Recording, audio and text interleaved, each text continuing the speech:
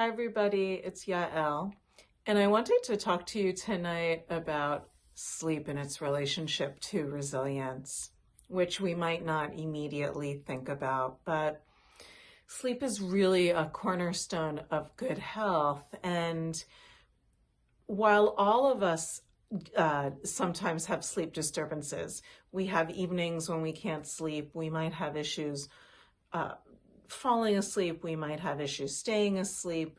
The quality of our sleep, we just might wake up not feeling very refreshed and well rested. And while they're just sort of part of the human condition, it's totally fine. But over time, we can really be affected in lots and lots of ways by poor quality sleep. And some of these ways include our pain threshold will be lower, so we're going to feel pain more. Our sense of optimism is also going to be restrained. We will feel more isolated from each other. We feel more lonely when we're sleep deprived versus when we've had good quality sleep. It's really hard for us to learn new things. To learn new things, you have to be able to pay attention for a certain amount of time, and you have to have a certain amount of rest, both before you learn the new thing and for a few days after while you're integrating it. And those things are really affected by poor sleep.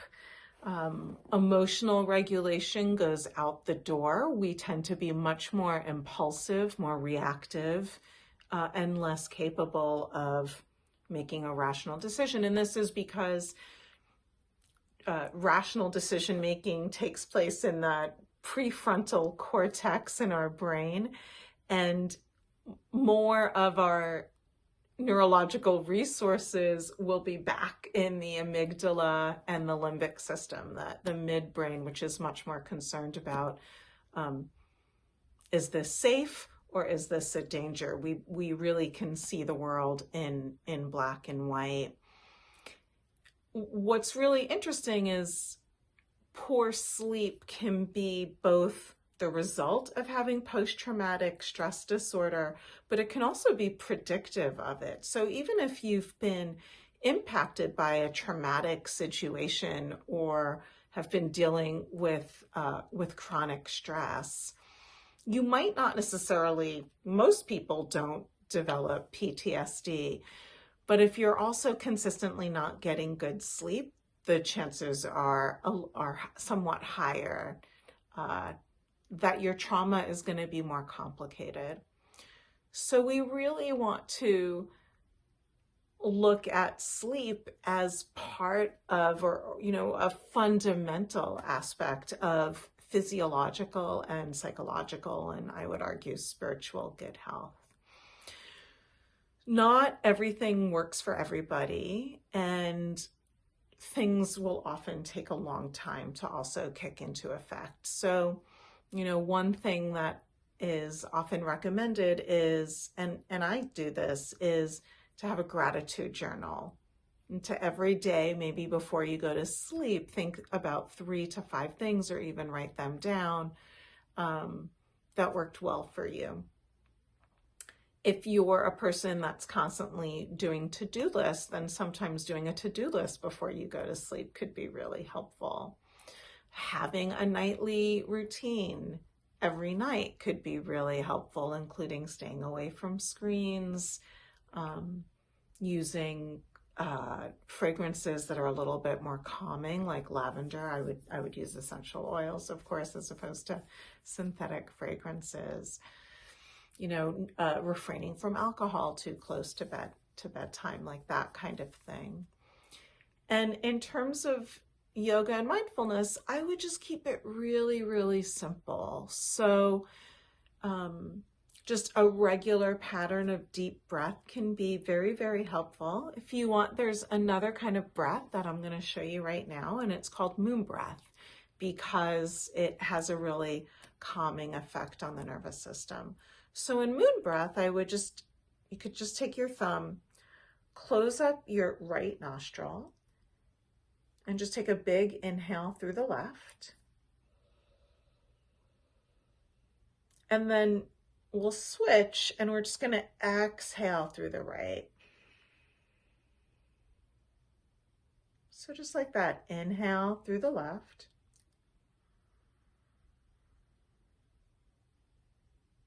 And exhale through the right.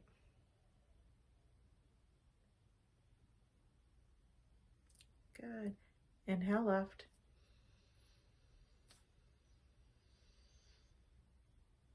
Exhale right. And you could just keep doing that. So the left side of the body is considered to be the more yin side or the more cooling side of the body. And so we inhale so that we can begin to tonify through that calming or parasympathetic nervous system side. And then we exhale through the right, which is the more yang or energizing or sympathetic nervous system side. And you could also, it doesn't matter how your fingers are, it's the least important part. But just doing a breath like that can really help relax you. The other thing that I would suggest before you go to bed is kind of just rolling around on the floor and seeing what would feel good. So I'm in my bedroom. My bedroom has wall-to-wall carpet. And so before I go to bed at night, I will often just get down here, give myself a little massage. So I could hug my knees all the way into my rib cage and rock from side to side, or I could press my knees into my hands, which is going to give me a little bit more of a sacral massage. And then it might feel really good just to take a little twist, dropping my knees to one side, taking some deep breaths here.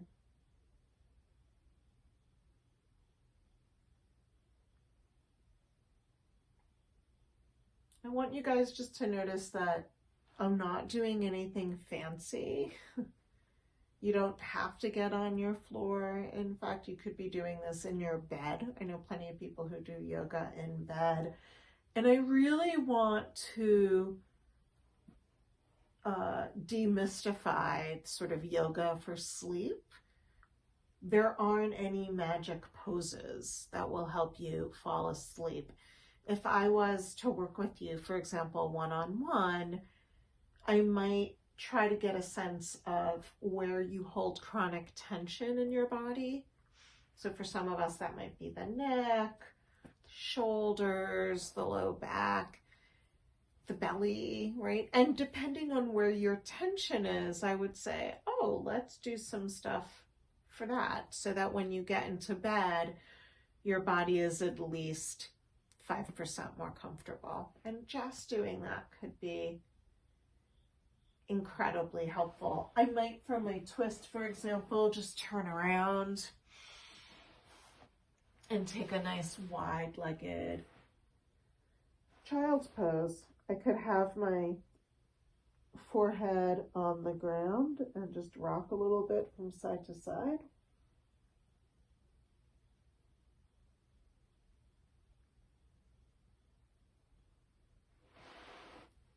I could come up into a tabletop here and draw some big circles. And the beautiful thing about drawing circles is that you could begin to feel where in your system there might be a little bit of tension, and then you could really just kind of hang out there and begin to release it. Certainly, if you're comfortable with downward facing dog, this could be a great time to do it. You could keep your feet nice and wide apart.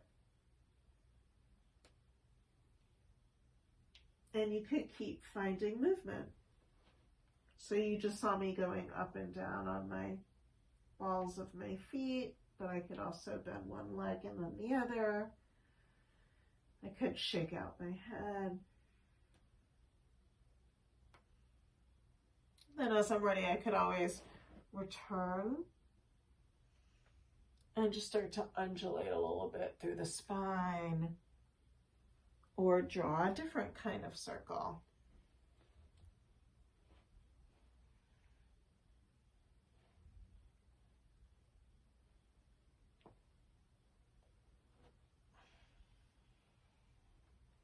And the whole time I'm breathing and I'm really just noticing how I feel.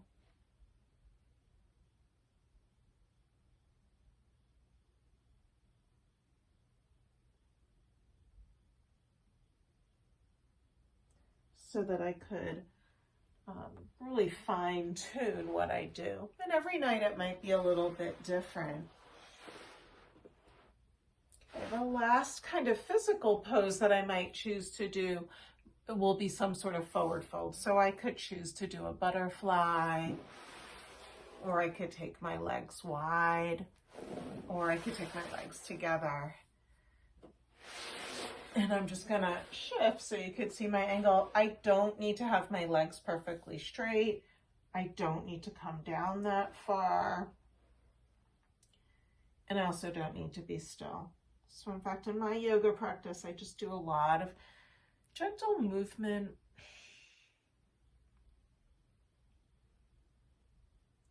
And I often do have a lot of tension around my neck and shoulders, so I tend to move that around, just trying to release.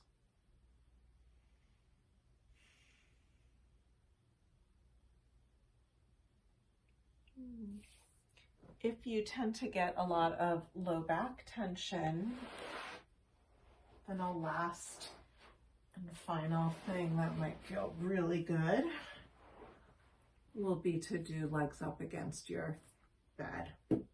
And so this is going to really be very supportive for the low back. Your hands can be on your body or away from your body. Honestly, this is a good thing to do when you come home if you feel really tired, kind of like a palate cleanser between activities. This is also really good for the lymphatic system, for the circulatory system. Just anytime we have our legs above our heart in a gentle inversion. And while I'm here, I might come into a different breathing pattern, which is a 1 to 2 breath. So for every beat of an inhalation I take, I'm going to try to make the exhalation count twice as long. So for example, if I was to inhale for a count of 3, 2, 1, I'm going to try to exhale 6, 5, 4, 3, 2, 1. Inhale. Slow exhale.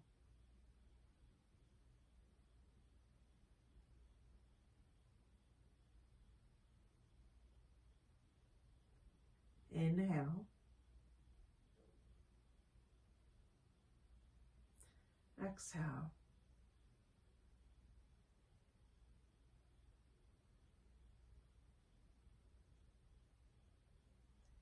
And just keep going. And if it's really hard to do the 1 to 2, maybe it's 1 to 1.5.